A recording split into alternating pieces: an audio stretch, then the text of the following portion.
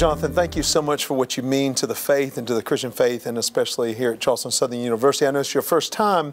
One of the big things that happened in your life for us specifically on this campus is your book, Think Christianly. Would you take a moment to kind of tell us what type of book that is and what the main premise is and main idea? Yeah, the basic idea behind Think Christianly is this idea that our culture is asking a lot of important questions.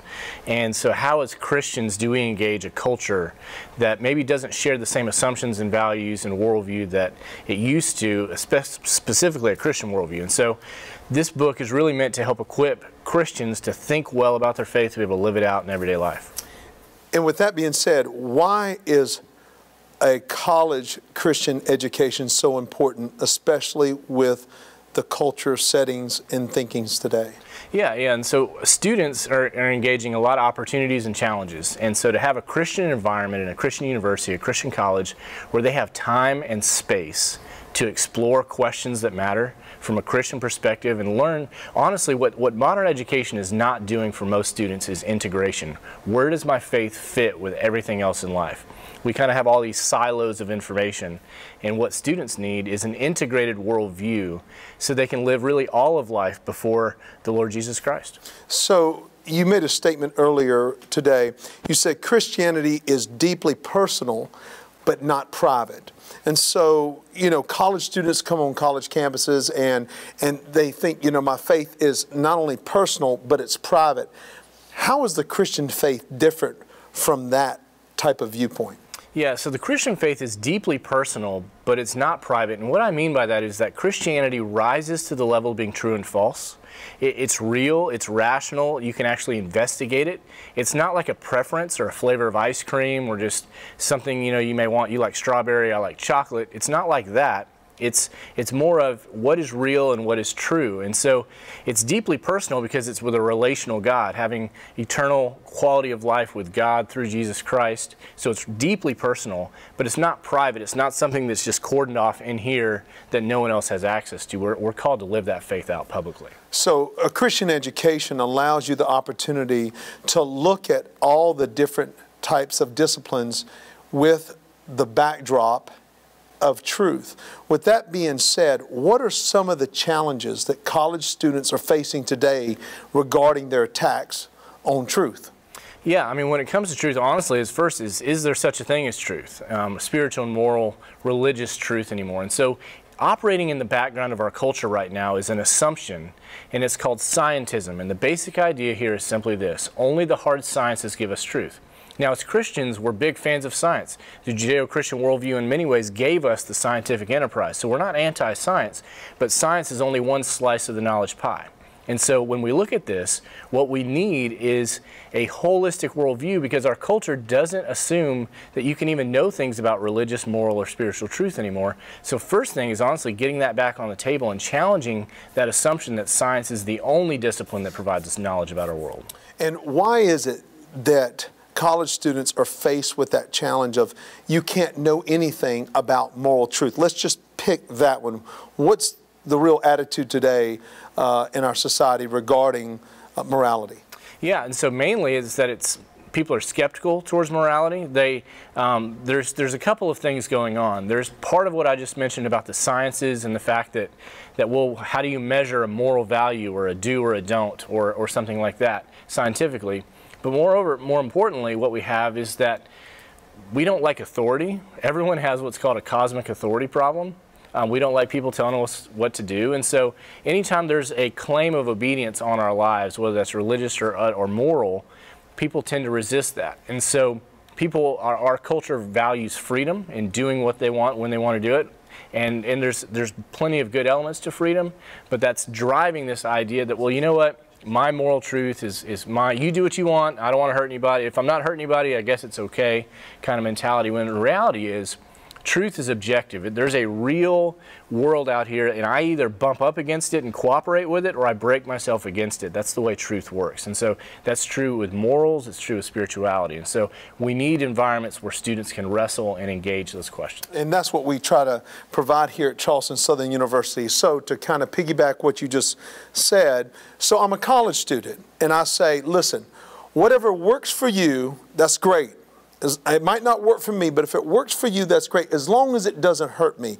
How does another Christian come along and say, hey, I'm not sure I agree with that subjective statement? Yeah, so for example, one of the common slogans in our culture is that, well, look, you can do whatever you want as long as it doesn't hurt anybody, you know, but that it makes some key assumptions that I think are flawed. First, you're assuming that you couldn't hurt yourself by doing or performing whatever action you're about to do or whatever you want to do, because in reality, you're a person and that could hurt you. Second, it's simply naive to think that our choices don't affect other people. Relationally, whether that's through friendships or dating or ultimately marriage or something like that, and then ultimately down the road our children. So even choices we make today in college or down the road, they're going to affect people. So it's simply incorrect. It sounds good in a soundbite, but when you reality test it, it breaks down. All right, you made another statement. You've made this before. You said this: just because you believe something doesn't make it true. You know, in college life, like you said, people are coming to the point where they're saying, do I really own what I believe? Could you unpack that a little more about just because you believe something doesn't make it true, and how do you weigh statements like that? Yeah, so what I mean by that is a lot of times Christians are raised in environments where they're just told to believe the Bible, believe in Jesus. And so for a Christian, you know, just because you believe the Bible, it doesn't make it true. Any more than for a Muslim, just because you believe the Quran is the word of Allah doesn't make that true. See, people are entitled to their own beliefs, but they're not entitled to their own truth. And so truth, again, is out there for us to rationally investigate. And so we have this idea that, well, you know what, I'm going to somehow create religious or moral reality just because I believe it, and that's just nonsense. That's not going to work. And so that breaks down because truth is outside of me. Objective truth is true independent of what I think or believe about it. And therefore, if it's out there, then we can actually investigate it. It's publicly accessible, and then we can actually have a good conversation that hopefully leads us in the direction of truth. Okay, here at Charleston Southern University, you know, we're trying to move people into the truth of the living God. And so we live in a society where moral subjectivism reigns. You know, how do we move somebody from saying, you know, this is what works for me and that works for you, and as long as it doesn't hurt me? How do you move somebody into objective truth who lives in their own version or definition of truth? Yeah, when we think about this idea of moral relativism, you see several fatal flaws in it. The first thing you'd want to expose at its core is that relativism is self-refuting. Now, here's what I mean by that. If someone says the popular slogan, look, that's just true for you, but this is true for me, ask a simple question. Well, is that statement you just made true for both of us, or is it not? See, what you do is, anytime relativists are talking, they smuggle in truth as a concept, you know, and it's just like self-refuting statements might be, you know, there are no English sentences longer than 6 words. Well, I just clearly uttered one, and so you have a contradiction at its core, so it can't possibly be true. But then you can reality test the idea. If moral relativism were really true, then the great moral reformers throughout history wouldn't have been making society better or worse, just different. So when Martin Luther King Jr., for example, was advocating for civil rights, was that a good thing? Are we now better off as a society? Yes, we would argue we've actually made moral progress. Well, if moral relativism was actually true, you couldn't make moral progress at all. And so when you reality test these ideas and get behind the slogans, moral relativism breaks down as a philosophy, and it's so important to take time to take the spin off of it. And that's one of the things that's important to do when we think about our faith well.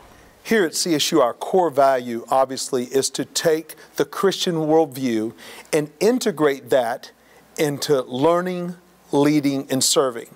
So in your book that's popular, Think Christianly, you kind of carry this concept of this. We don't need more Christian artists. We need more artists who are deeply Christian. Now, you were quoting somebody else who said that, but my point being, that's what we want to produce here. We want people to come out of here that there are biologists who are deeply Christian.